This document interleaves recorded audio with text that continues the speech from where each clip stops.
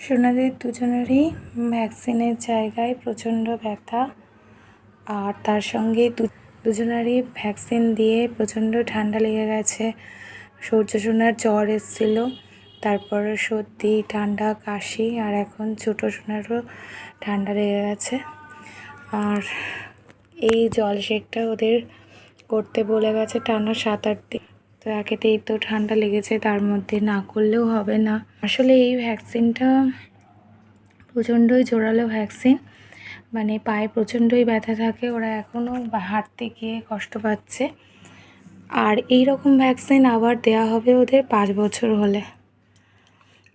তো সেই জন্যই জলসেক করতে বলেছে, জলসেক করছি।